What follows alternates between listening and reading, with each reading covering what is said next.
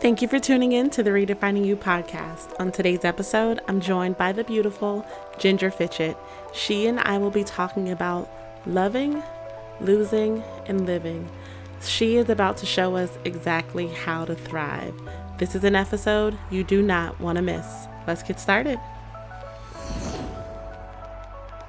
Hey, you. Welcome back to the Redefining You podcast, season 3, episode 3, and we are back with another banger. For those of you who are new to the podcast, welcome. My name is Lyndria Wynn. I'm the host of Redefining You, of the Redefining You podcast. I'm a whole lot of things, okay? But I want to say welcome. We are healing out loud this season, okay? And we are back with another guest. We got some company today, y'all. So before we get into the interview, I want you to do two things for me. I want you to we're going to be doing some giveaways during this one as well. So like the podcast, but also subscribe. Fear of missing out is a real thing, guys. FOMO is real. So don't miss out. We drop an episode every other week, every other Wednesday. And I don't want you to miss out on all the good stuff that God is doing in this season. So heal with us. Heal with us, y'all. So subscribe to the channel. Do that right now. Like right now. All right. So let's get into today's guest, y'all. I am joined by just another gem, a fellow faith girly, Miss Ginger Fitchett. She is here. She is a published author and a speaker. So Ginger, welcome. Hi, thank you for having me. I'm so Of excited. course, of course. Y'all, I'm about to give you a little bit of information. This is the first time that I have ever met Ginger, ever. Okay. I mean, I follow her. So you know how you feel like you know somebody on social media, your spirits connect. That was one of those moments. And her content is just beautiful. We'll drop her social handles as well. But Ginger, welcome. Introduce yourself to the pod and let them know who you are. Okay, who am I? That question is always like, whew. Some type of way. But my name is Ginger Fitchett, and I am a speaker. I am the author of Thrive: How to Let Go, Find Purpose, and Flourish When Staying Seems Easier.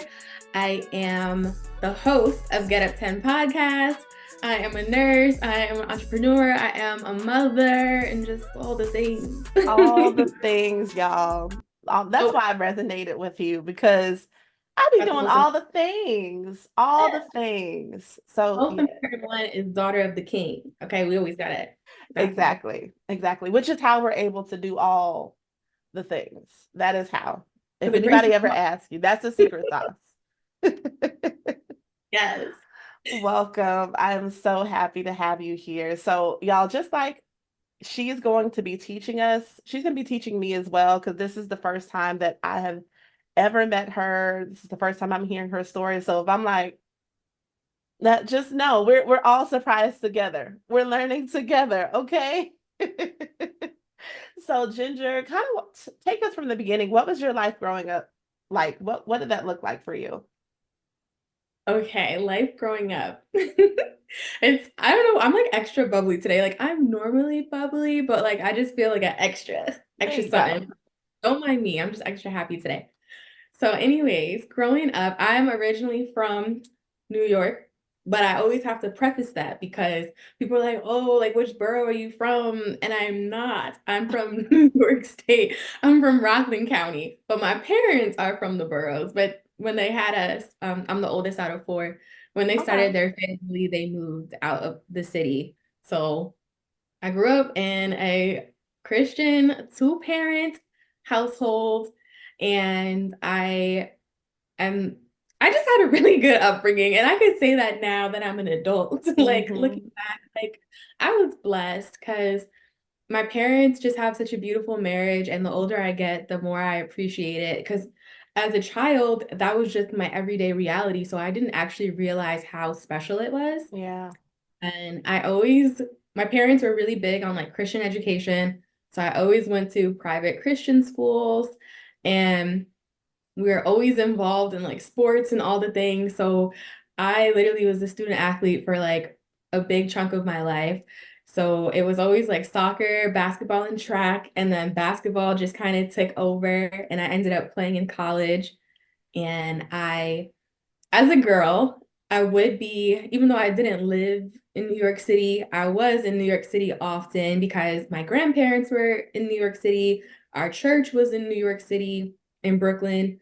And so growing up as a girl, I was just surrounded by a lot of diversity, and I just love New York City. Like to this day, it's one of my favorite Mm, places.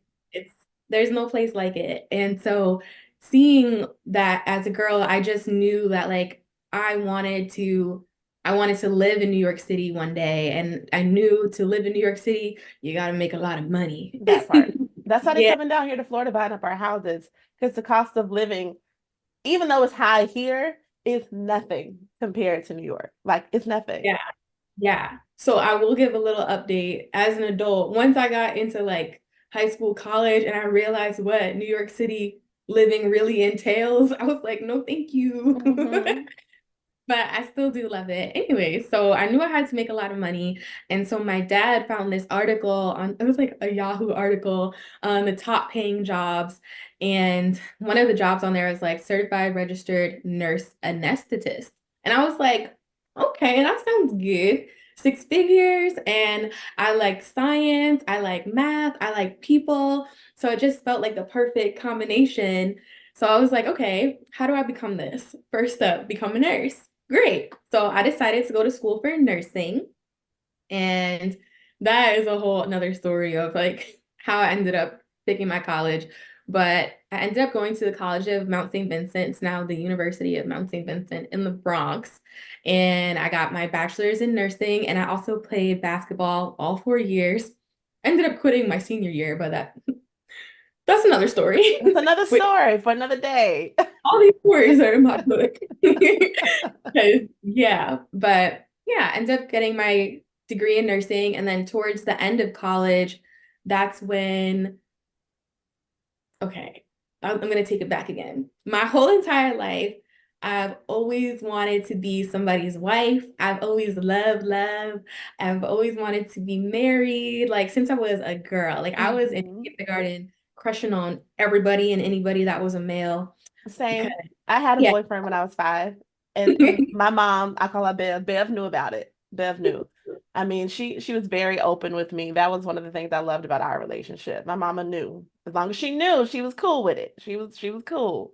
But And continue, continue. me and my mom are really, really close, but my parents told us like you can't date until you're 16. But when Mm. you're a kid, you think that you know better. So, anyways, I got into all these little relationships and stuff. And so fast forward to college, over those 4 years, I was in a relationship for like most of the time. And Mm. so I had my first real relationship from like freshman year to sophomore year. And then junior year, I got into another relationship. And I was really hopeful about this one because I really love this guy. And so after my first relationship, I ended up losing my virginity. And so going into this second relationship, I was like, I really want to do it right this time. I want to wait until marriage. And I let him know that he was on board with it. We had like a great friendship. We both played basketball. I loved his family. It was like his family loved me. Yeah, Like it was I was like, perfect. we just got to make it through college and then we could get married. Like this was it for me. I ended up having one of the worst heartbreaks ever.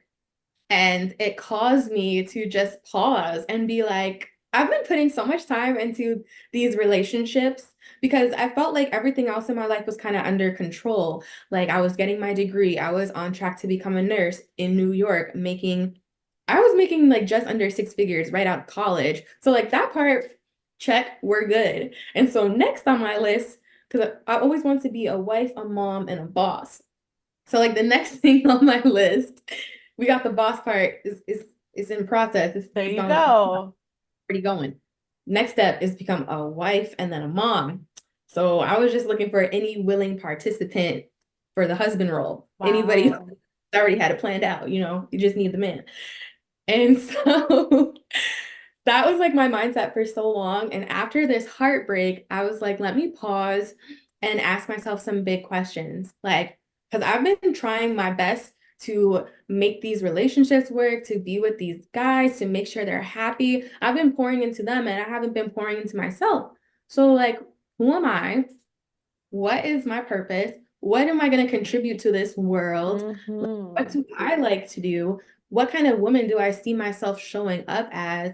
Because as college came to an end, the reality hit me that like whatever happens in my life from this point on is my responsibility. Because, as a student, it's just like go to school, get good grades, student athlete, show up to practice, be Yeah. a good teammate.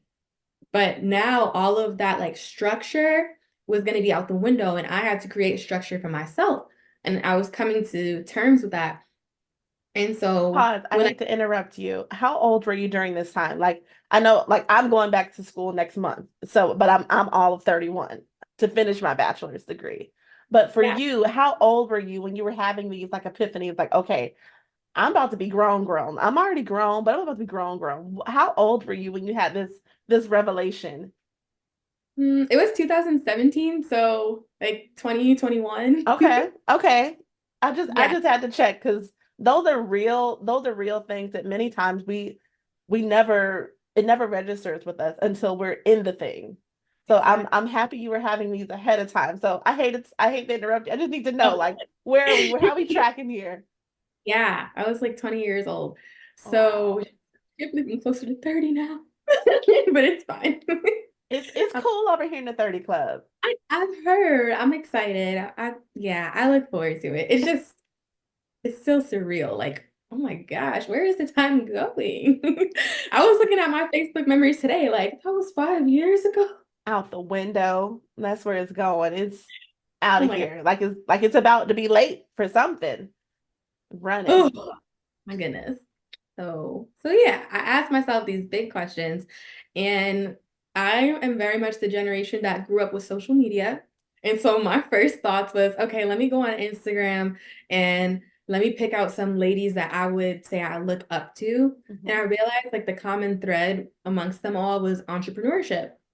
And at that time, I was also heavily influenced by Eric Thomas, E.T. the Hip Hop Preacher. And so I just came to realize, like, oh my gosh, I really want to be an entrepreneur and I can use my voice for purpose. I can use my voice for income. I can use my voice to help other people. Like, because I've always been a talker. Like, that's no There problem you for me. go. So I was like, this is amazing. And I also started to get into like financial literacy and like investing and all that stuff at the time. So I was like, I got it. Like, this is what I want to do. But at the same time, it was like, oh, let me finish up this degree because we already Yeah. almost at the finish line. Because I feel like had I found out about entrepreneurship before college, I might have not wanted to go. Mm. But It's God knows what. interesting you say that because I am of the opinion, saying now I hit my first six figures a little later in life than you did. You was in there early. My first six just recently hit. Okay, but when I really started to think about it, I don't have a bachelor's degree, but I'm making more than most people with multiple degrees have because I'm in the sales arena. So I'm a sales director. And Okay. there is so gift of gab, really. I mean, depending upon don't shun that gift. People are like, oh, she talks a lot, but listen, that gift makes me money. Okay. That gift gets the dollars. But I was thinking about it. My husband and I were talking about just the gifts that our children have already. And I'm like, Mhm. our baby boy Levi, he marches to the beat of his own drum. And I tell him, I'm like, he may not go to college, but he's going to be successful because he's charming, he's charismatic. And the boy's gonna be doing something in IT. I'd rather send him to like an IT boot camp and let him start making six figures when he's 19 versus having him rack up all this student loan debt to or unless he goes on scholarship, of course, that's different. If you go on for free, that's different. But Mhm. there's multiple ways to be success. So you have to kind of in your mind what does success look like. And it's beautiful that you looked for mentors. I have a question though for your upbringing. What did Yeah. your parents do? Like because I know you said that you saw outside influence. Were your parents like, the normal professionals or what did they do for a living? It's funny you mentioned IT because I'm like all for this coming generation to go into like IT and Mm-hmm. cybersecurity. Sure. My dad, well, actually, both my parents have their degrees in computer science. Mm. So my dad actually has his master's degree, so he's always been in project management. But like growing up as a kid, I didn't know nothing about project management. I was like, what does your dad do? I don't know. He works at the banks. I don't know. He helps with the projects. I didn't know what project management actually was, but that's what he has done for years. And then my mom was fortunate enough to be a stay-at-home mom my whole life, which was a blessing. Yeah. But now it's crazy because my youngest brother is in high school. Actually, since he was in middle school, she went back to work, and that has been difficult, as well as the fact that I grew up with a stay-at-home mom, and now I'm a single mom, and it's like, oh, it's tricky. It's hard because I'm like, you don't get it. But yeah, but Yeah. that's what they did. And I realized like my dad does have like his own company, but he's not like an active entrepreneur per se. But I remember growing up, there was this, and this is before like online shopping was really big. There was this organization called God for Me, Mm. and we would go to churches and events. Like we would even go to Six Flags when they had the Christian concerts, and we would set up shop under tents and we would sell like CDs and books and Bibles and t-shirts. And I loved it. And my parents let us help out. And I feel like that was the closest experience to entrepreneurship that I had growing up. Mm. I didn't realize that until I was like looking back on it. So that's why I had to look for outside influences because Yeah. I feel like I've always been a very ambitious girl. And so what I saw growing up was great, but I always wanted more. Yeah. That's a real thing. I grew up in a single parent household as well. My father is currently incarcerated. He has been since 1999. So I grew up with a single mom. I'm the youngest of my mother's children, or both my parents' children rather. My brother's 11 months older than I am. So we're Irish twins. And literally my brother came, and then 2 months later here I come on his heels. My brother's special needs though. So I never got the feeling of like that sibling rivalry. Like it was almost like I was the big sister and then I was literally bigger than him. So it was just a weird dynamic, but I never felt like the baby sister. I have cousins who I call bresons.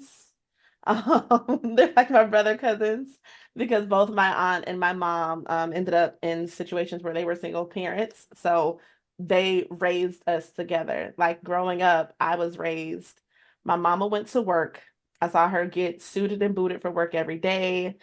She worked for an insurance company for like 20 plus years before she went out on disability, maybe 10 years ago, maybe longer than that. 10, 15, maybe approaching 15 years, but she went out on disability years ago. But I saw her, going into an office setting, getting dressed every single day. So I thought that's what life was. But Mm. as I grew up, when I went to college, when I went to University of Central Florida, that's when stuff started to shift for me. Much like yourself, the nursing was what I was going to school for because I always thought, you know, in order to make good money, you need to go into the medical field. So it went from originally wanting to be a pediatrician growing up to realizing that, oh, they deal with 18-year-olds. I don't want to do it. I don't want to do nothing with them. I want to do stuff with the babies. So I want to be a NICU nurse or, a maternity ward nurse. So I was going to school for nursing. But when I got my first F in human anatomy, I knew that wasn't going to happen. So we had to quickly shift gears. Anatomy and physiology was one of my favorite classes. It was a maturity thing. I'm going to be completely honest with you. I never knew how to study growing up. I was always really smart. And when I went to UCF, everybody was smart. So I was dumb It's smart compared to everybody else. Like I graduated school with like a 4.4 GPA. In high school, I didn't study. I listened in class. I did my homework, and then I passed the test. When I got to college, that concept of studying and making flashcards to recall and then applying, that was a foreign language to me, and I was just not prepared. I graduated when I was 17 years old from high school. I was in a college summer class when I was 17 years old on the college campus. So I was very young, very immature, very, very green. I didn't know nothing. Okay. But I thought I knew everything. I thought I knew everything, but I didn't know nothing. So going to school to be a nurse, quickly realized that wasn't going to happen. Ended up leaving UCF, going to get my associates from a community college because it was just less expensive. Then I said I need to redeem myself and went back to UCF. But I went back because that nursing track is very aggressive there. So I knew I wasn't going to be able to get back into the program. So I went for healthcare administration. Around that time, I ended up getting engaged. And then I was like, they're not going to pay me to go to school no more. I'm gonna have to take out loans. And at this time, my husband had plenty of student loan debt because he was a teacher. He was going to school to be a teacher. I'm like, yeah, that's this ain't it. I don't know much, but I know I don't want to take out more student loan debt. Especially now that we're becoming a family. So I chucked the deuces and I took off in my career in sales. So that's how that kind of came to be. That's how that came to be. So Ginger, I'm really curious. Tell us about your your love story. What was your love story? When did you jump into that? Because you were looking for the husband. You were looking for the husband. Any suitor, any suitor. So tell us about that. What did that experience kind of teach you? Okay, I'm trying to think of how I want to tell this. Okay. I'll talk about all of all of my relationships, but I'll spend the most time on the major one. So, like I said, I had my first boyfriend like a few weeks after I got to college.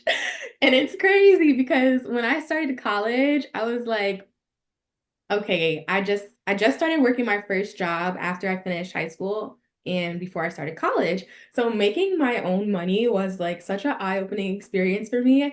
And also I was working at a clothing store in a mall and I was getting all this attention from my coworkers, from people in the mall. So I was like, this is great. I'm gonna go to college and I'm just gonna date. I'm gonna date. That way I can go out and get some good food and I'm just gonna do me. Like I don't really see the need to like get into a relationship with I don't know, like I just want to test my options, like see what's out there, be Mm-hmm. free. That was my mentality, right? That lasted for like not even 2 months because I was going out on dates, but then I was coming back to campus and like spending time with this one guy. And so he got tired of seeing me go out with other guys, and rightfully so. Mm-hmm. So he kind of gave me the ultimatum like, look, either you're going to be with me or we got to cut this off. So I was like, okay, I'm in college now. I'm allowed to date. I can have a big girl relationship. Let's try it out. That was the red flag right there. Do not go into a relationship with them. Let's try it out. Like, let's just see. No. Yeah. So I was with him for like almost 2 years, and it did get toxic towards the end. It didn't start that way, but I also just regretted the fact that freshman and sophomore year of college, it's a time where I really should have been like getting acclimated to college and like making great friendships and like getting involved on campus. And I was very much like class, basketball, boyfriend to the point where like Mm. my roommate freshman year didn't have a roommate because I slept with my boyfriend every night. Like I can Wow. count on like one hand the number of times I slept in my actual dorm room. It was like crazy. So Wow. that relationship ended. That's when I got into the heartbreak that I shared about earlier, where I was like, I love this guy, like this is it, and it wasn't it. Long story short, he was lying to me. He had like a whole pornography addiction behind my back. And one night, I just felt like, let me log into his social media. And I'm not even like that type of girl to be like, what's my man doing? Like, who he texting? Like, let me police his stuff. But something just told me because I've seen his passwords. He's logged in front of me. I was like, Yeah. let me log in. That's when I found everything. This Seek man and had, you shall find. My yeah. goodness. And the crazy part was he tried to tell me that it wasn't me. I got hacked. Sir, this isn't me and your family out to dinner for your birthday next to this girl in a bikini. You got hacked. Okay. So that was a really rough heartbreak for me because in their first relationship, it was like I loved him more than no, he loved me more than I loved him. So it's kind of Mm, to let go. But in this one, I loved him more than he loved me. So that was very difficult on me. yeah. Also because we're faith girlies, we're Jesus girlies. So I can just say it like this. The world, and somebody did tell me this, the world will look at that relationship and be like, it's okay. All men watch porn. That's normal. I Yeah. have friends. That's what they do. I was heartbroken because Yeah. it is a form of cheating for me. And so, and it Especially if you guys aren't being intimate in that way, that means that you're lusting after this thing. That emotional infidelity is infidelity. I don't care how you spin it, flip it, twist it. It is. It's in its perversion. It perverts what God called pure and beautiful. exactly, exactly. And it hit harder because at this point, I think I had given in and we did have sex. So it's like, I'm literally giving you everything. I love your family. I Mm, show up to your games. I come to your house. Like, like when I come to school year campus, because he never came to me. I always was going to him. Like, we go out to eat. Like, I did everything for this man. So it's like, I'm doing everything and it's still not enough. wow. Like, it just hurt so bad. And yeah, that's like, yeah. And also because the fact that it wasn't just like, oh, like he has this addiction, it's coupled with lying Yeah. because pornography has been something that I have also struggled with personally Mhm. throughout, well, not anymore, praise Jesus. But like growing up, it was a struggle for me. And so it was like, you knew that. Like you could have just been honest with me, but you chose to lie. Yeah. So that had to go. So after that point, I did take some time to be single, but I was like, I gotta try something different because these boys my age, I'm a little bit much for them. I need to find somebody who can handle all that I am, Listen, that's a word. my level. So I was like, let me try dating an older man. Okay, This how is much where older are we talking here? this is where we insert the wah, wah, wah, wah. I don't even really remember how much older he was. I want to say like maybe I didn't graduate college yet. So I was probably like 2021 Mhm. and maybe it was 30, maybe. I don't really remember. But I was in this circle of I don't want to describe it. Okay. I'm trying to like, do I give what details do I want to give? I was in this community through Eric Thomas. And so I was connected to a lot of people, a lot of entrepreneurs and like go-getters. And we would have like local meetups because it was a big community. So I was very plugged in with my community in New York. It was a time like I just love getting together with those people. And so there was one other guy from the group and we had a good friendship and he was into me. And I was like, okay, well, they say date your best friend. And I feel like, again, I'm just trying to figure this whole thing out. Yeah. So, like, what I've been doing in the past hasn't worked. So, let me try this whole date your friend thing because, like, I'm attracted to him enough. So, again, let's just try it out. I don't know why I went into these relationships with that mentality. So I get into a relationship with this older guy. That didn't work because he was still not where he needed to be as a man. And so like he was still like I'm trying to be like respectful to his story. To say the least. Um he was still like living with his grandma and like he had a job, but he also was wrestling with a drinking problem and that showed up in our relationship Yeah. and I didn't like that because I already knew at this point I'm going places. And either you're coming with me or you're not. And if you're gonna be out here drinking and smoking, you can't, no, that's not gonna work for Yeah. where I'm going. So either, get on board or get thee behind me. Like that's pretty much the ultimatum I gave him. Yeah. And of course he's gonna choose to be with me, duh. But he did end up drinking again, and I had a decision to make because I stated my boundary. The boundary had been tested. And so I decided to stick with my boundary and I broke up with him. And honestly, when I broke up with him, I felt so relieved. Whew, I was so thankful because it just wasn't it. It wasn't it. And so at that point, again, I'm still like frustrated because I'm like, why is it not working with these guys?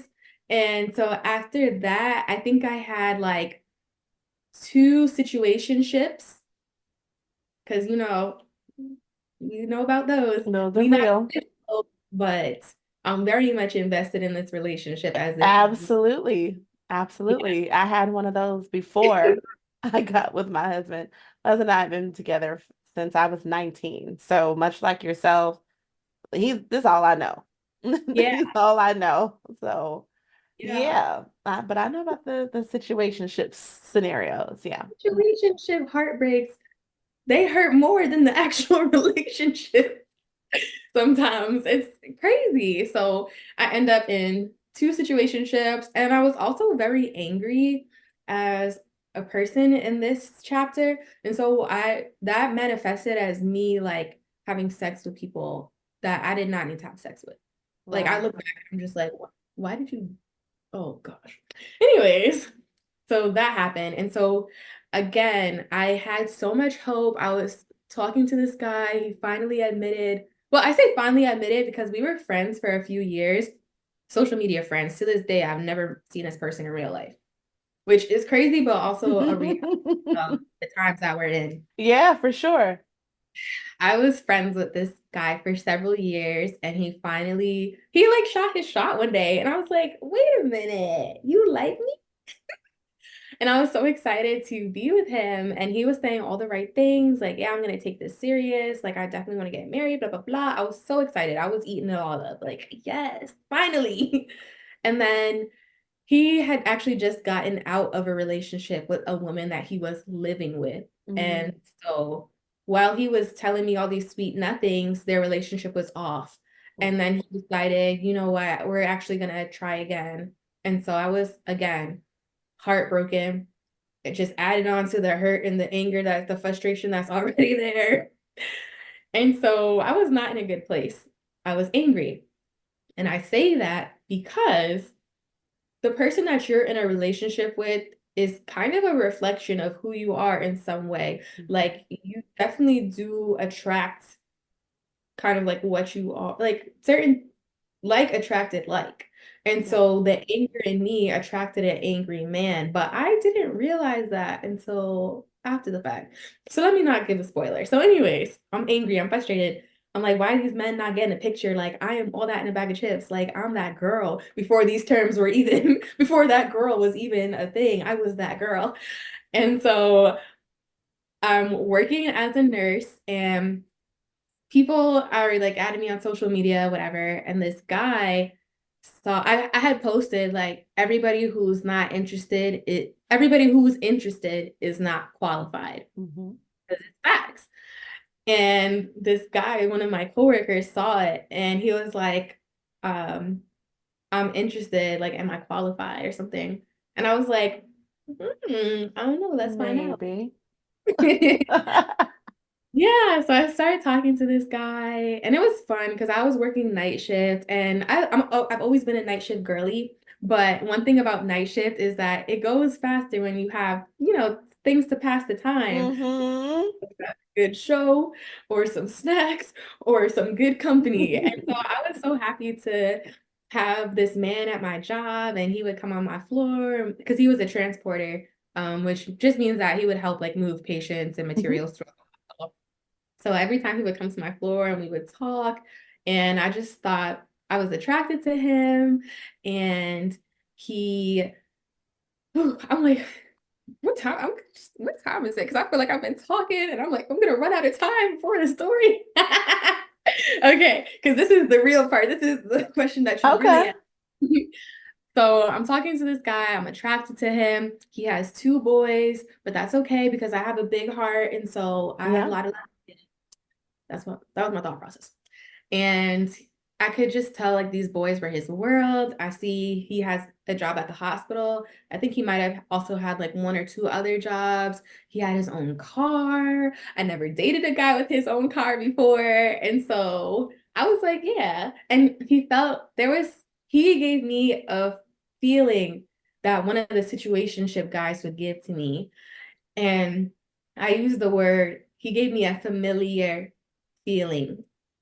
And I use that word intentionally because just because it's familiar doesn't mean that it's right. Mm-hmm. Yeah. So there was and again, because we're Jesus girlies, there was a Mm-hmm. familiar spirit there, but I didn't know about that. I Yeah. was like, they're familiar. He's giving me the feeling that the other guy gave me, and I'm not losing that this time around. Yeah. We're getting married. Okay. Like, I'm Yeah. done with school. I'm a woman now. Like, we're getting married. I don't care what happens. We're making this work. And Mm-hmm. again, like he was on board. He's like, yeah, I want to get married. We started doing marriage counseling. Introduced him to my family. Wow. Nobody liked him. Again, my family has any man that I've been with. But I was just hard-headed and I just wanted to be somebody's wife so bad. Yeah. I was like, it doesn't matter. This is my relationship. It's my choice. It's me and him against the world. Yeah. And all that matters is me and him. So whatever everybody else is saying, oh well, too bad, so sad. Over time, they'll see that this is it.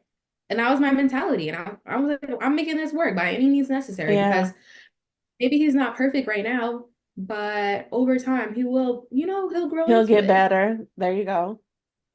All the things, all the things. And okay, he comes from a broken household, a very broken, traumatic childhood, but it's fine because I, I will help him. I I can come from a love him through it. I help can him heal through those it. parts of him. I Yeah. can show him family looks like. I can teach him. It's fine. Whew, yeah. So my mom literally told me, do not marry this man. And I was just like, it's fine. Like, because the other thing is growing up in a two-parent traditional Christian household, my parents had always talked down on shacking up my whole entire life. Yeah, And so when I became an adult, I was not going to be living with a man who was not my husband. for sure. We ended up, so we started dating, quote unquote, in February 2019. And I say quote unquote because he never asked me to be his girlfriend. We were just out one day and he just introduced me to some people as his girlfriend. Mm. Now, at the time, Question, how did that make you feel? Because as a I'm woman, about to it get in. it gets you. When you do that, it's like, oh, no, Exactly. I fell tell for us, it. tell I us, tell fell us. for it. I was so happy. I was like, yes. Like I was wondering when we were gonna make it official because, like we've been spending all this time together, and I was like, yes. Got him. But got him is exactly right. Because somebody told me that was a red flag right there. Because in him not asking permission for me to officially be his girl, he was avoiding the chance of being rejected. It was actually like manipulation or control. Oh, But wow. I didn't know that. I was I just like, never thought oh, of it that way. me I neither. never thought of it that way. Until you just said that, I would still give the, ooh, he's Hmm. making his intentions known.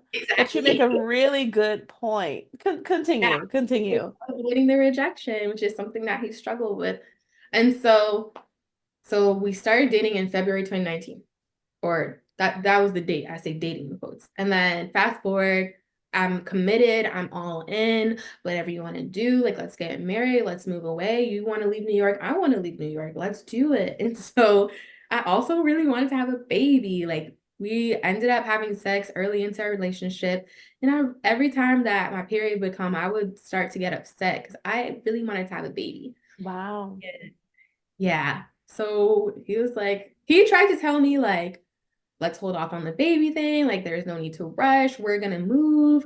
And you want to make sure that everything is in place for the maternity leave, blah, blah, blah. And I was like, no, like, I just want a baby. So we end up having a baby. So October 2019, I end up pregnant and I started my job search I just felt like God was telling me move.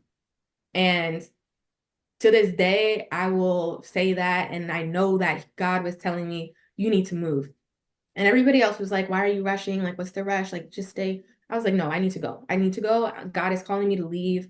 And I really believe that He had me in North Carolina during COVID on purpose, because otherwise I would have been in New York during the During the middle pandemic. of pandemic, yeah. Oh, And yeah. I was working outside of New York City. So that area got hit heavy. Yeah, for So sure. I didn't know. I just knew, like, God, my spirit, I needed to move. I needed to move. So I'm pregnant. I start looking for jobs in North Carolina. I get every position I interview is offered to me. And so I end up moving to North Carolina in December of 2019. And then in January to begin 2020, we close on our house, and a week, no, I'm sorry, I'm out of order. We get married, which that was also a process because our marriage license kept getting rejected for whatever reason. There was definitely God trying to be like, don't do I'm trying it. to And it's like, spare you. it's I'm trying to fine. spare you. Oh, okay. Yeah. So you So guys we get married. get Your baby married, is born, closed on but the house a week later.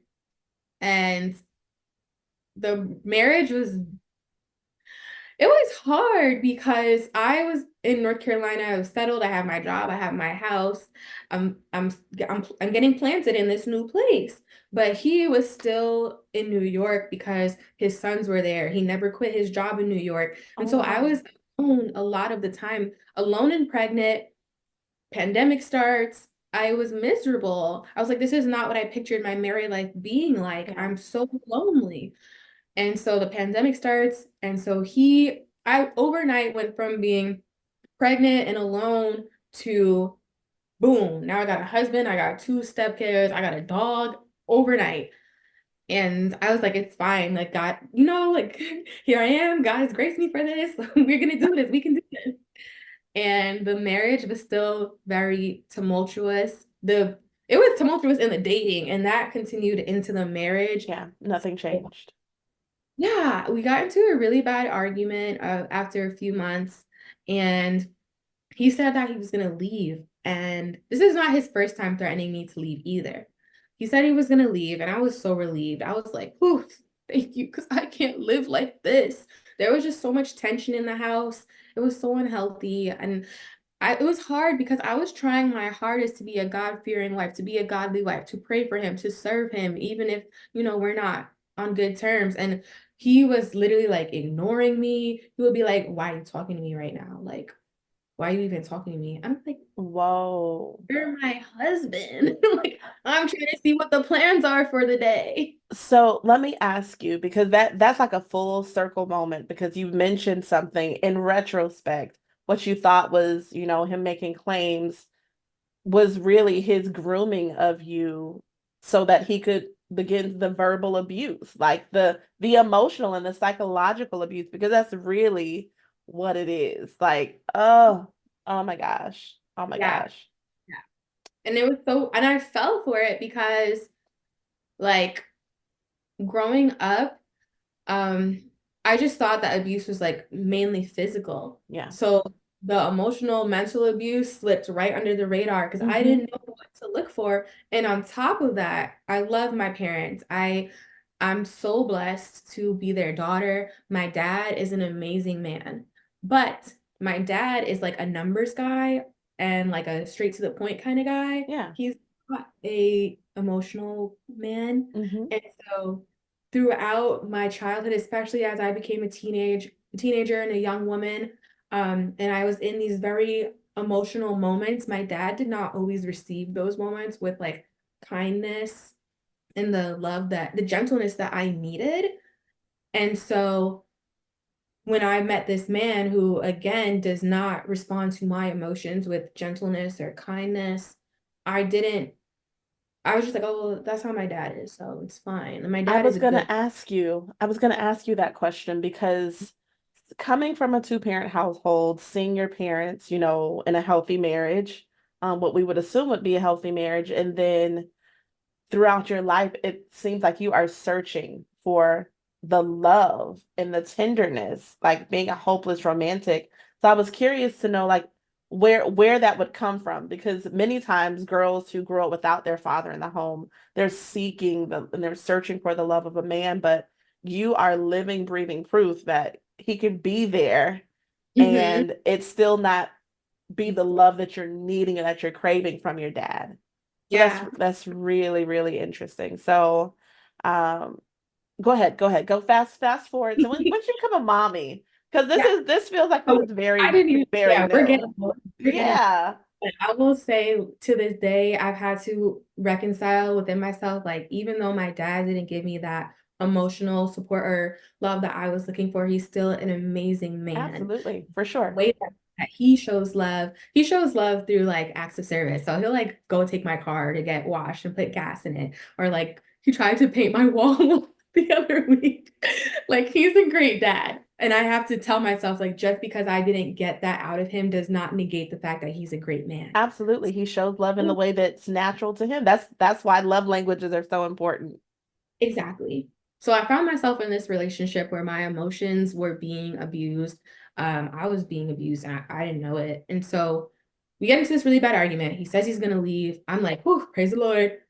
And I got tired because the day went on into the night and I'm like, okay, like when's he gonna leave? And I couldn't even sleep because I was afraid that he was gonna leave while I was sleeping. And so I barely slept. And so the next day I was like, I can't do this anymore. Like you said you're gonna leave, please go. And whew, he was like, "Oh, like I'm glad you said that because da, da, da." And he starts packing up. We're going back and forth with each other. It got really ugly, and I told Mm, myself like, if it gets physical, I'm calling 911. And it got physical.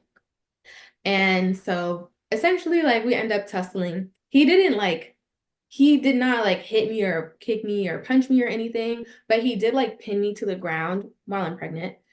And so I did call 911 and I did file the police report. It was considered domestic violence.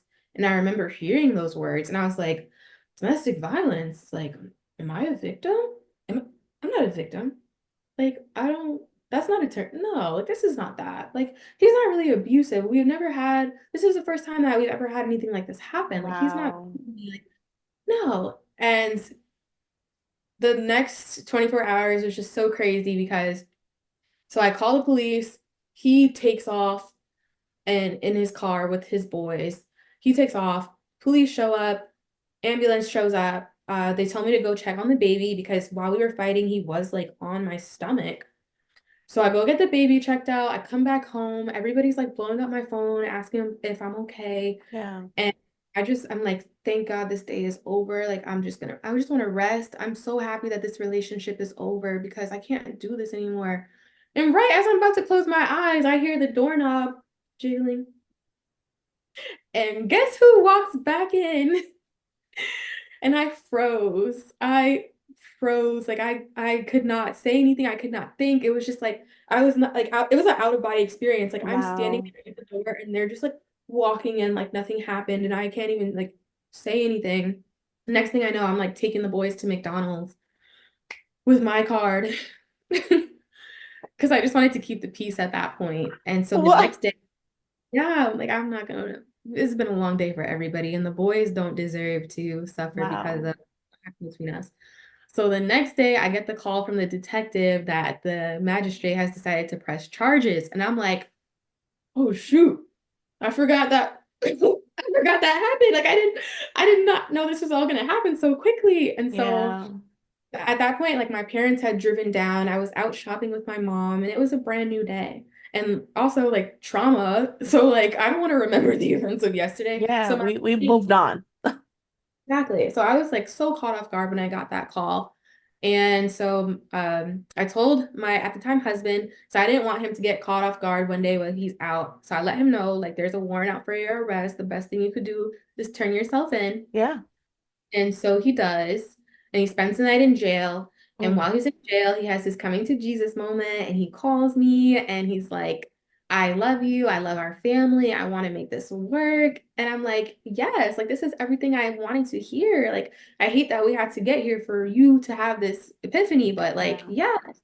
At the same time, I'm also in the doctor's office because at this point, I've been declared a high risk pregnancy because my labs came out all wacky because the day before was very stressful and I wasn't sleeping and I wasn't eating. So my Yeah. labs came crazy. The ultrasound showed that the baby had stopped growing. So I became a high risk pregnancy. And they're like, yeah, so you're going to have this baby in a couple weeks. And I was like, oh, okay. So I went from like, he's the father of my child and my husband. Of course, he's gonna be there because it's COVID. You can only have one person. Yeah, for sure. I wanted like my husband, my mom, my sister to all be there. That was out the window. So it was like, all right, now it's me and my husband. And then when everything happened, and I was like, oh, thank God, this relationship is over. Whew, I can breathe again.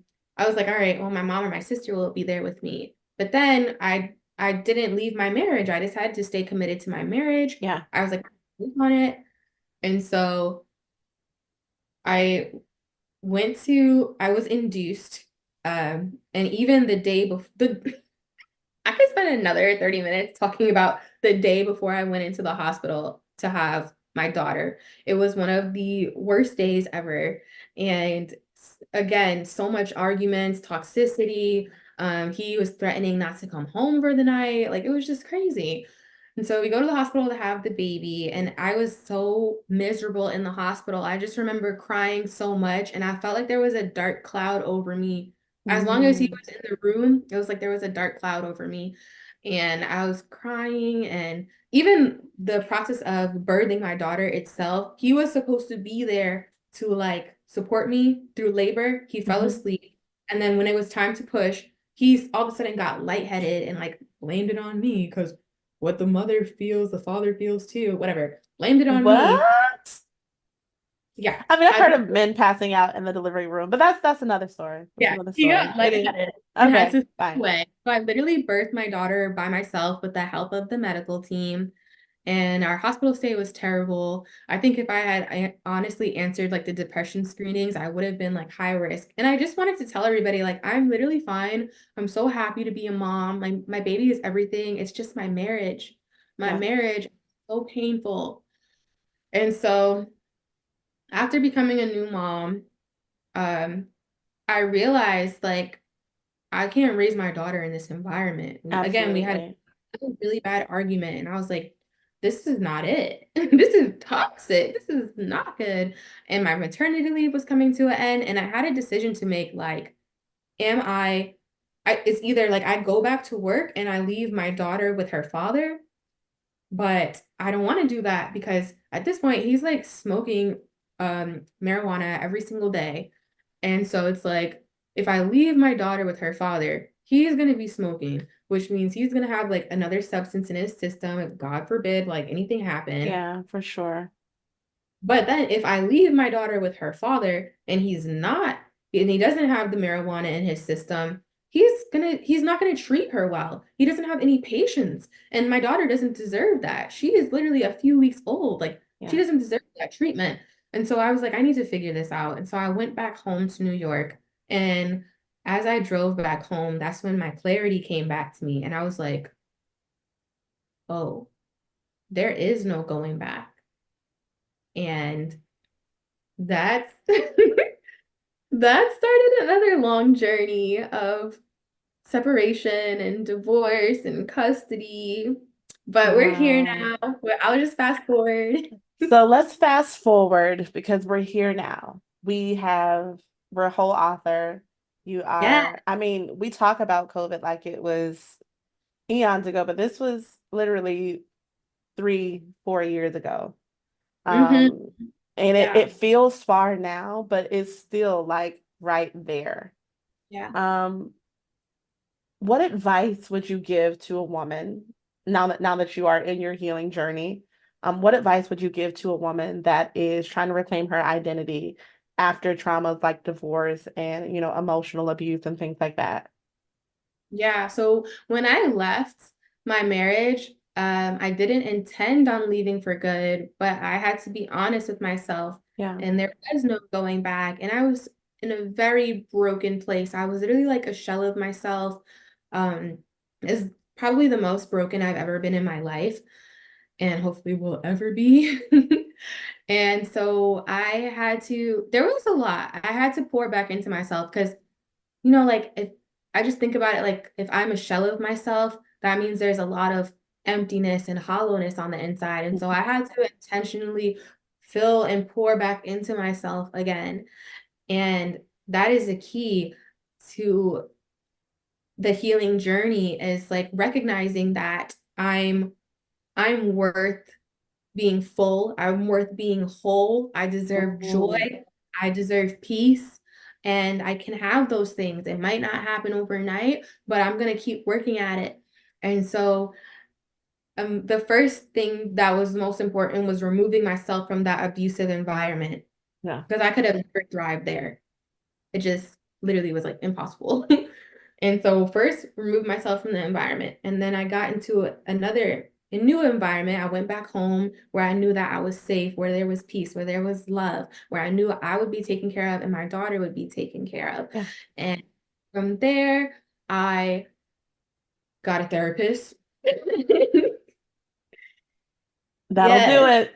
That'll big do it. big advocate for therapy. And I have to be honest and say that my first therapist was not the one. She wasn't the one. Finding the right Mm, therapist is a lot like dating. yeah. And I felt like I was just paying this lady to talk and I wasn't seeing growth. So I was like, yeah, I'm gonna have to find something new. I was So immensely blessed when I started going to therapy back in the end of 2022. I was immensely blessed.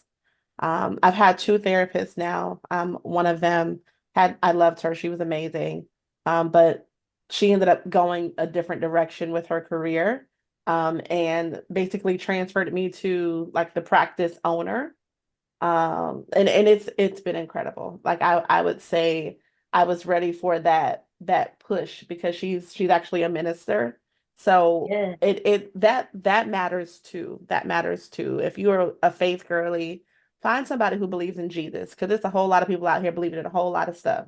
But if they don't believe in Jesus in the blood, mm-mm, mm-mm, they'll share with you some some stuff that just ain't God. So just be mindful of that. Be mindful of Yes, that. like I did use the term healing journey, but I kind of I would put like a little star next to that, because healing journey to the world means something completely different to what a healing journey with Jesus means. And Yeah, I'm so big on like, be careful what you do in the name of healing, because some things that you do healing will leave you more broken than they found you. And absolutely. healing journey, it's a very vulnerable place. And you have to be so discerning and careful of what you attach and who you let in during that time. Because the enemy would love to help you with your healing journey. And here, let's go do yoga and let's go do crystals and let's go do affirmations and all this craziness that is Tapping not. into divine feminine energy and that stuff will have you out here a whole witch. Don't do that. Don't do it. Okay. Yeah. Yeah. And I have to preface that. And that's why I love to talk about healing in Christian spaces, because I Yeah. want to shed light on that. But yeah, I did. I have a Holy Ghost therapist as well. One time, a couple weeks ago, she said, I'm talking to you clinically and prophetically. And I was like, yes, Lord. Both of them. Give them to me, please. Yes. Yeah, I love my therapist. But yeah, I actually found her on Facebook. I went in a Facebook group and I was like, hey, can somebody recommend a good therapist? And that's how she was recommended to me. And we've been rocking Wow. ever since. And I I love love her. that. I love that. I I love got in that. therapy. I got in my journal. I've always been a journaler since like 2017. And so I had to like go back, because a big part of the healing journey was like, how did I get here? Like, let's backtrack so we never do this again, ever. Facts. And I have to be honest with myself, because I did take time to identify my values, identify like, what do I want in a husband? I had spent hours studying healthy marriages, blind to the one that was in front of my eyes. But I like any marriage call, marriage podcast, blah, blah, blah. I was there because I was like, I'm investing in my marriage now. Yeah. I've always loved that. And so I was like, how did I do all that and still end up here? And I had to be honest with myself, Yeah. because the things that I said I wanted in a husband, I didn't go back to that list when I started dating this man. Because had I done that and been honest with myself before I got caught up in my feelings, I would have seen like he's not it.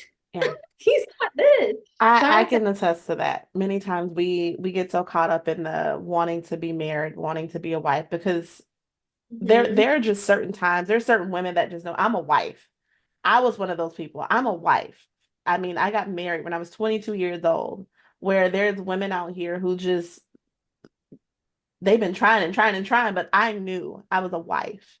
And many of the guys that I talked to in college, like, yeah, I'm not ready for you because you a wife and you gonna cause me to get caught up, and I ain't gonna play you like that. Like there was a mutual respect. Like, you know what, you gonna require a bit much of me because you a mhm, wife. And I can't wife you right now, so I'm gonna just let you be where you at. exactly. Um, And to this day, that still happens with me and these boys. For sure, because there should be an expectation. There should be an expectation to access me in that way. There should be an expectation. And many times, in the sake of love, we allow those boundaries to fall, or we allow those exceptions because we feel like we can heal a person, or we want to be little G God, as many people say, and mend the broken hearts because we hear it, those love stories on those podcasts where, oh, he healed a part of me I didn't know was broken. But in reality, the way that marriage is supposed to work, there's supposed to be two whole individuals pursuing Christ. You come together whole and you merge. I love what Sarah Jakes Roberts recently talked about when she and Teray got together, about her being whole and being perfectly fine with not being married, but her, because of her wholeness and the boss that she had become, it took a while for her to be able to merge into one and to be soft enough to be molded into, what he was building as the leader of their home. And that's a thing. That's a Yeah. thing that most women, even married women right now, don't know how to mold. They know how to, they think submission um it's if they think it's a dirty word, like it's a terrible thing, like, oh, you're not going to tell me what to do and I run this household. No, you manage the household, but your husband is supposed to cast the vision and determine the direction in which you go. You are supposed to feel safe and covered underneath his vision for your household. Is that vision big enough for you? Many times, professional women like yourself, like myself, you have to really start to think about, is the vision that you're casting, am I going to be suffocated in this box? Because that's Mm. a real thing. I don't know who this is for. Holy Spirit, you have your way. But sometimes there are people that there is something that God has called you to do as a woman that you can't just connect to a good man. Hear me when I say, there's another level. There's multiple tiers of goodness, okay? But you have to find your man, the one that you can come up under, and serve his vision. If you're already bigger than the vision that he's casted, it's not going to work. It's not going to work. Somebody gonna have to move. And as we know, most times, if you start one way, it's going to take God himself. And it does happen. It does happen. But it takes time. It takes time. So I don't know who that's for, but if you're on the verge of, coming into covenant, into marriage, and you are already feeling that friction of, well, he's not leading and he's not doing those things, sis, I'm telling you, don't do it. Don't Yeah. do it. Because you can't make him a leader. You can't make him a leader. There's not enough, you can't dumb yourself down enough to make him feel like a leader, where you are whole and okay to sleep at night and not having many panic attacks. It just won't work. It just will not work. Ginger, I really want you to tell us when you knew it was time for you to write your book, Thrive, because we're actually going to, Redefining You is going to sponsor a copy for someone today. But I want to know, like, when did you know it was time to write your book? Like, when did you have that it's time? I know you're a journaler, but when did you know it was time? So, first of all, I'm taking notes here because you just dropped a whole, like, maybe that was for me. I needed Maybe it was. that. I did need that reminder because, yeah, like, we just get like tired of waiting and we get easily impressed. And you're absolutely right. Like, and to a degree, I've always known that I have big vision, so I can't be with somebody who doesn't. But the way that you said it was just so good. So I'm still like marinating in that. But okay. Yeah. So let me be honest with you. I really want to say one more thing about the healing journey. Yeah, please. Because a big part of my healing was getting right with God. Mm, And so, yeah, I'm journaling. Yeah, I'm going to therapy, but I'm also praying, worshiping, fasting, listening to sermons. Like, I'm just hungry for God because what I realized is that I had made an idol out of marriage and God gave me over to it. And so now I had to humble myself and repent and thank God for his grace and his goodness because I was out here, I was the prodigal daughter for real. And he still loved me and welcomed me back home. And so I was like, okay, God, you have your way. Because I've just witnessed what happens when I do things my way, and I never want to do that again. yeah. Ever again. So I was very submitted to God. I started praying and fasting like never before, and just like feeding myself with the things of God and educating myself to like spiritual warfare and like soul ties and like curses and like all this stuff on another level because I'm Yeah. like I need to walk into the things that God placed in my heart freely and boldly. I cannot have any soul ties. I cannot have any baggage. I cannot have any generational curses holding me back. So I had to, that was a whole thing. And as you know, like when you get close to God, you don't stay the same. Like when you You really can't. live for Jesus, like you're going to see growth and change like never before. And because of that, that's why I was able to write my book because it was still after the pandemic. And so everything was still virtual. And I was following Social Dallas and Robert Madu at the time. And so he had just talked about relationships coming to an end and how do we navigate that? How do we know when it's time for that? Like, why is that important?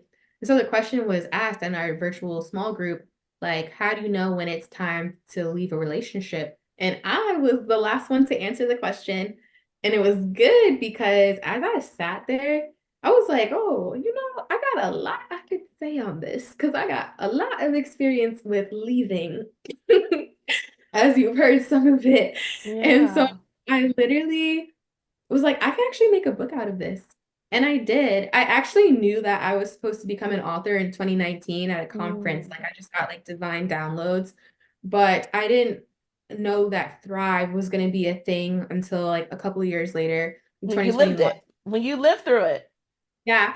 So I actually just at this point, I going through the pain of an abusive relationship and divorce, the pain is real. And I told myself, like, I'm getting something for this pain. This pain will be turned into purpose. This is not going to be the end of my story. Like, Ginger, oh, I literally had to tell somebody that the other day. I yeah, said, this pain will not be wasted. It will exactly. not be wasted. It will Yeah. not be wasted. I feel that so heavy. It must be.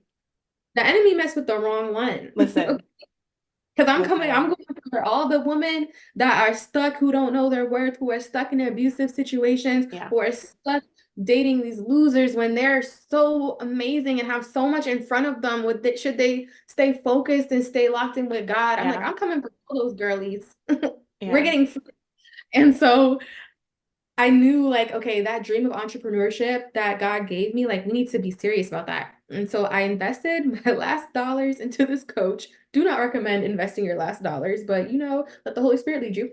Anyways, so I was frustrated because my whatever X weeks that I had paid for her or with her was coming to an end. And I was like, I'm not where I want to be still. And I feel like I can't really do much because I'm in the midst of this divorce. And she helped me to realize like there's always work to be done, Yeah. even in the waiting season. And with that mentality, I just started writing this book. When the stories would come to me, I would just write it. When my daughter was sleeping, or if I woke up before her or whatever, she's occupied, and God brought the story to my remembrance, I would just start typing. So fast forward to last year. Oh my gosh, it's literally been a year now. It's crazy. Um, I was on social media. I'm working another job that I'm not happy in because a regular 9 to 5 could never fulfill me. There's so much more inside of me. So, Yeah. anyways, I'm working this job and I'm on social media and I see this girl I went to college with that she went off the social media grid. She went off the grid for years. And then she Mm. just popped back up. And all of a sudden it was like, I'm an author, I'm a speaker. And I was like, she's doing everything I want to do. So I was Hmm. like, hey girl, like congratulations, first Let's of all. lock in, first of all. Yeah, Two. like it's amazing. Also, like who's your publisher? Like, because I also have written a book, but I just don't know how to go about like getting it out there. Yeah. So she connected me with her publisher. We had our discovery call. I was like, I love this woman. But at the same time, because I knew whatever I was doing next, I was jumping into purpose. So I met with the publisher and I also met with my speaking coach. And I was like, okay, like I can't afford to work with both of them. So I gotta pray on who it's gonna be. And my mom was like, you should just work with both of them. And I'm like, why did I don't know why I do that to myself. Like I put myself in this position where I think I have to choose this or that when I can actually have both. I don't know why I do that to myself. It's it's So it's a common thing. It's a common thing. People refer to it as the poverty mindset. You have to choose. In reality, you can have it all. You can wow. have it all. You just gotta finagle that thing. I mean, sometimes the math don't be mathing. I had to come to Jesus with my therapist last week, and she had to really dig into me. It was like, listen, why? Why is that even an option? We're doing it. And that's that. You're giving me so much inspiration in this conversation. Anyways, so I end up working with both. I get together with this publisher. I'm like, I've done all the writing. Here you go. Put it together. And she did. And so that was how Thrive was birthed. And I actually wanted to call it like learning and leaving because that's what I did. I learned my lessons and I left. I moved on. She was like, how about we call the book Thrive? How to let go, find purpose, and flourish when staying seems easier. And I was like, nah, that's all right. Man, I don't know. I'm not really feeling that because I'm very big on like how things feel. Hmm. I was like, that's okay. And so I was like, you know what? Let me not be hard-headed because I've seen Yeah. where that gets. And so I went to my speaking community and I was like, hey guys, can you vote on a title? And Thrive won like Yeah, without it. It was for everybody sure. voted for it. And that's how Thrive came to be. And I it love literally that. like my stories. I talk about the marriage in there. I talk about those dating relationships. I talk about friendships. I talk about the toxic jobs I don't work. I talk about my basketball career because that is honestly basketball has given me so much and it's I'm looking forward to reading this book. I have to tell you. So in addition to the one that's going to be sponsored, I'm gonna have to get this book because I didn't know you was out here balling because I've been following you on social media. I was like, but she don't say that. I don't ever see her balling or nothing. So let me find out. Let me find out. But we are going to we could do this all day, literally. But we got to right. transition into our redefining moment. So, like always, y'all, we're going to submit our discussion, our conversation with the Word of God. I mean, it is the blueprint to live well, and I told Ginger that we're going to be diving into First John chapter 4, verses 16 through 19. So when I initially saw what the work that you were doing, and I knew that I wanted you to be on the podcast, when Lord said, it's her, put her on there. Losing, and living was the general theme that I got. So I guess we'll take that as a topic. But as we were talking today, it just the love of God just became so evident. Like in the redemption, like the power of just who he is, how he calls us to himself. That was just so evident in your story and in so many others because we can start with the foundation of God. We can know right from Mhm. wrong and then just jump ship, abandon ship. And it's the persistency of his call and his desire for us that is just so beautiful to me. It's so beautiful. So First John chapter 4, verse 16 through 19, it says, we know how much God loves us, and we have put our trust in his love. God is love, and all who live in love live in God, and God lives in them. And as we live in God, our love grows more perfect. So we will not be afraid on the day of judgment, but we can face him with confidence because we live like Jesus here in this world.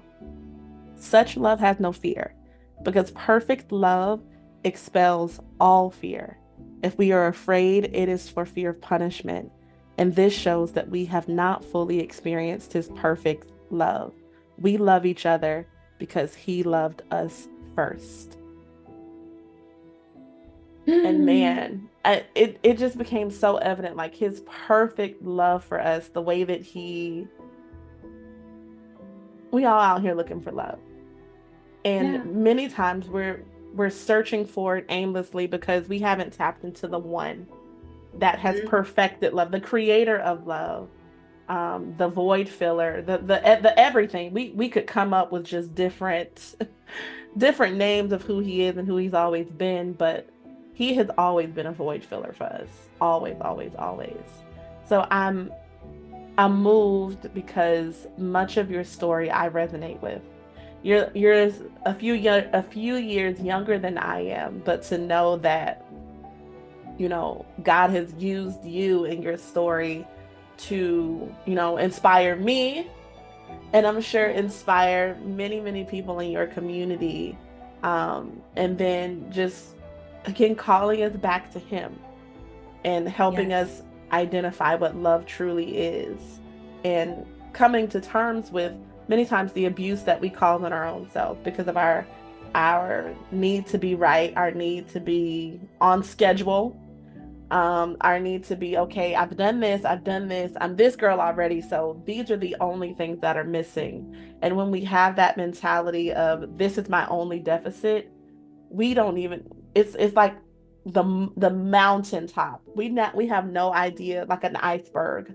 We see the big mountaintop. We have no idea how deep rooted that thing is, because underneath the idea that we are only needing these things to be complete, underneath the surface there is a gaping hole of inadequacy and fear and even abandonment issues that we didn't even know that we were carrying around and walking around with. So just to be reminded of his perfect love for us, even the gaping hole, he loves that part too. And he has every ability to fill it with himself. And as we get filled with him, our life will be forever changed. We attract that mate, that purpose partner that we can do good things for kingdom with. So, Ginger, what did you get from that verse? I love that verse. One of so it just reminded I just this just popped back into my head.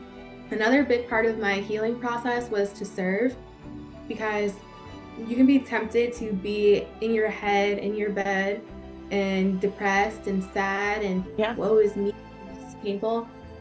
But what I did was I decided to serve, because when you are helping somebody else, it takes the focus off of you. And serving is so huge, so yeah, important.